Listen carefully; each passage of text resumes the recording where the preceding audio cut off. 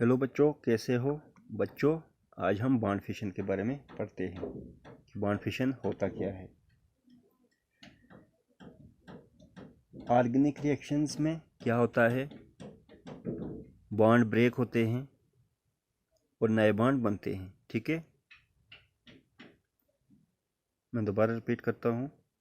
Organic reactions में bond breaking और bond formation होती है। ठीक है, कुछ बॉन्ड ब्रेक होते हैं और कुछ नए बॉन्ड बनते हैं। ठीक है, अब बात आती है बॉन्ड फिशन की। बॉन्ड फिशन क्या होता है? जब बॉन्ड टूटता है, जब बॉन्ड ब्रेक होता है तो उसको कहते हैं बॉन्ड फिशन। ठीक है, तो मैं यहाँ लिख देता हूँ, the breaking of covalent bond is called as bond fission. The breaking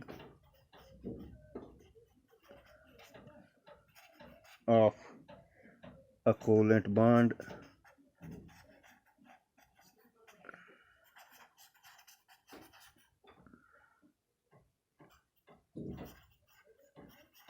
is called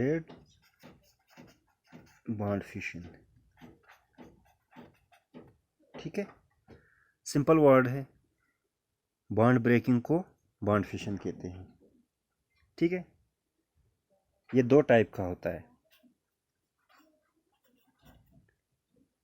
first type है होमोलिटिक फिशन।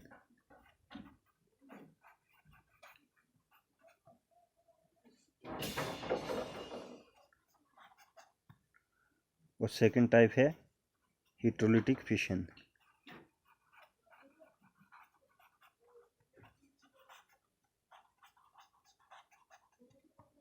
ठीक है, आइए अब इन दो टाइप्स को बारी बारी पढ़ते हैं। ठीक है, सबसे पहले होमोलिटिक फिशन को डिस्कस करते हैं। ठीक है, होमोलिटिक फिशन।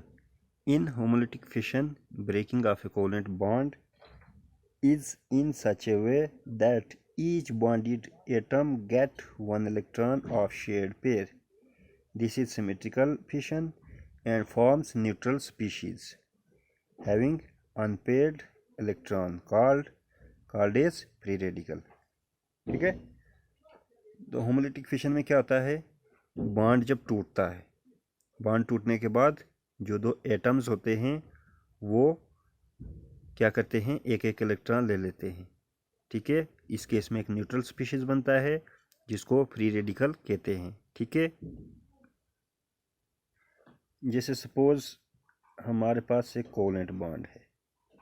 ठीक है, इन दो एटम्स के बीच में कोवेलेंट बॉन्ड है, ए और बी दो एटम्स हैं। ठीक है, जब ये बॉन्ड ब्रेक होगा,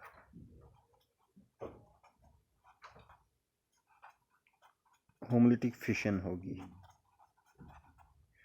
क्या होगा, बॉन्ड ब्रेक हो जाएगा। उसके बाद ये एटम भी एक इलेक्ट्रॉन ले लेगा और ये भी एक इलेक्ट्रॉन ले लेगा। ठीक है, ऐसे एक एक इलेक्ट्रॉन ले लेंगे। अब ये न्यूट्रल स्पीशीज हैं, इनको हम फ्री रेडिकल कहेंगे। ठीक है, ठीक है, अब देखो, इसमें एक इलेक्ट्रॉन ये ले लेगा, एक इलेक्ट्रॉन ये ले लेगा। ठीक है, ए और बी के बीच में बॉन्ड है, मींस इलेक्ट्रॉन्स हैं, तो एक इलेक्ट्रॉन ये ले लेगा, एक ये ले लेगा। ठीक है, ऐसे भी शो कर सकते हैं, ऐसे भी दिखा सकते हैं। ठीक है, ये फिशन सिमेट्रिकल है, मींस इक्वल इलेक्ट्रॉन्स की शेयरिंग होती है। ये जो बॉन्ड है जब ब्रेक होता है, एक इलेक्ट्रॉन ये ले लेता है, एक ये ले लेता है। ठीक है, जब भी कोई सिंगल इलेक्ट्रॉन मूव करता है तो उसके लिए हम ऐसा एरो ड्रा करते हैं, हाफ एरो। ठीक है, अगर दो इलेक्ट्रॉन मूव करते हैं तो तब हम ये फुल एरो ड्रा करते हैं। ठीक है, इस केस में एक इलेक्ट्रॉन ये ले लेता है, एक ये ले लेता है। सिंगल इलेक्ट्रॉन मूव करता है तो तभी हमने हाफ एरो ड्रा किया है। ठीक है, मैं दोबारा रिपीट करता हूँ। होमोलिटिक फिशन में जो बॉन्ड के इलेक्ट्रॉन्स होते हैं वो दो एटम लेते हैं, एक ये लेता है एक ये, मतलब इस केस में एक ए लेता है एक बी, ठीक है।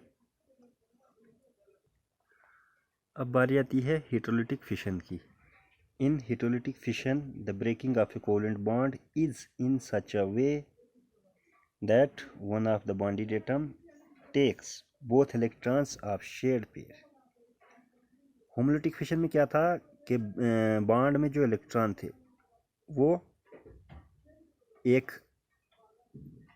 एटम के पास जाता था, दूसरे एटम के पास जाता था, ठीक है। दोनों एटम एक एक इलेक्ट्रॉन लेते थे, लेकिन हेटेरोलिटिक फिशन में ऐसा नहीं है, इसमें एक एटम दोनों ही इलेक्ट्रॉन ले लेता है, ठीक है। आइए देखते हैं। सपोज ये कोवेलेंट बॉन्ड है, ठीक है।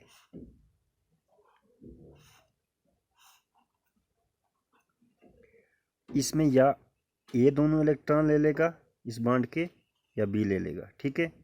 तो कौन सा एटम इलेक्ट्रॉन लेता है? जो ज़्यादा इलेक्ट्रोनेगेटिव होता है। सपोज बी ने दोनों इलेक्ट्रॉन ले लिए, तो हम कह सकते हैं कि बी ज़्यादा इलेक्ट्रोनेगेटिव है ए से, इस केस में। अब दूसरे केस में हम देखते हैं, अगर ए ज़्यादा इलेक्ट्रोनेगेटिव होगा तो ए इलेक्ट्रॉन ले लेगा, ठीक है। जब भी कोई एटम इलेक्ट्रॉन लॉस करता है, ठीक है, तो उस पर पॉजिटिव चार्ज आ जाता है, ठीक है। और जहाँ इलेक्ट्रॉन मूव करते हैं उस पर हम क्या करते हैं? नेगेटिव चार्ज शो करते हैं, ठीक है।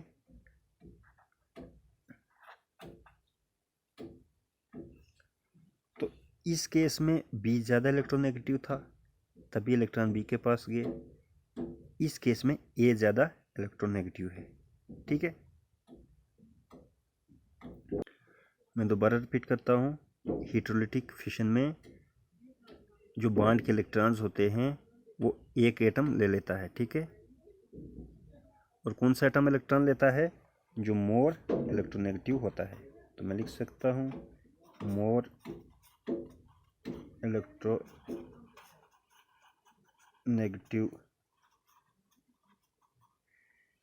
एटम टेक्स बोथ इलेक्ट्रॉन्स, ठीक है। तो इलेक्ट्रॉन वही एटम लेता है जो ज़्यादा इलेक्ट्रोनेगेटिव होता है, ठीक है। इस केस में क्या होता है, हमारे पास चार्ज स्पीशीज बनते हैं। जैसे बी ने इलेक्ट्रॉन ले लिए, इस पर नेगेटिव चार्ज आ गया, ए से इलेक्ट्रॉन मूव हुए तो इस पर पॉजिटिव चार्ज आ गया। तो इस केस में हमारे पास चार्ज पार्टिकल्स प्रोड्यूस होते हैं, या हम कह सकते हैं कि चार्ज स्पीशीज आर फॉर्म्ड, ठीक है, कॉल्ड एज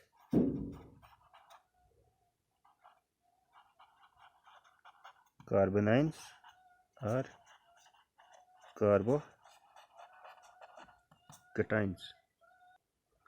हेटेरोलिटिक फिशन में जो ज़्यादा इलेक्ट्रोनेगेटिव एटम होता है वो इलेक्ट्रॉन्स लेता है, तो वही दोनों इलेक्ट्रॉन लेता है।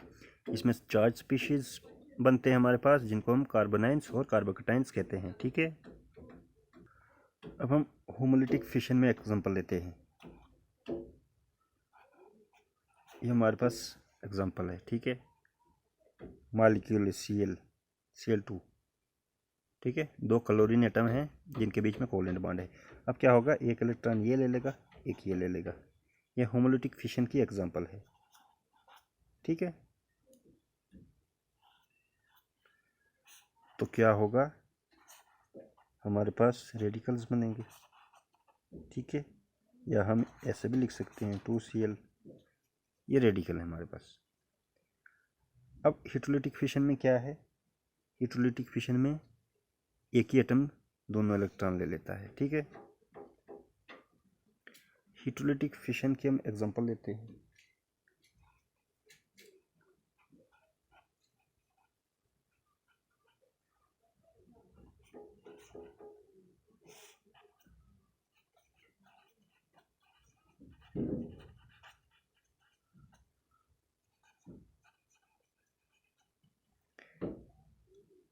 अब ये देखो, ये कार्बन है, ये क्लोरीन है, इन दोनों के बीच में क्लोरीन ज़्यादा इलेक्ट्रोनेगेटिव होता है, तो ये क्या करेगा, ये इलेक्ट्रॉन ले लेगा क्लोरीन।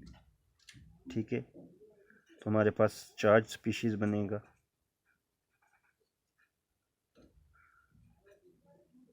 ठीक है, अब ये इलेक्ट्रॉन ले लेगा तो इसी पे पॉजिटिव चार्ज आ जाएगा, कार्बोकटाइन बन गया प्लस Cl नेगेटिव।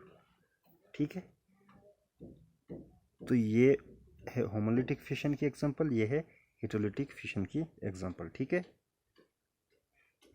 इसमें ये जो हमारे पास बना ये कार्बोकटाइन बना। ठीक है,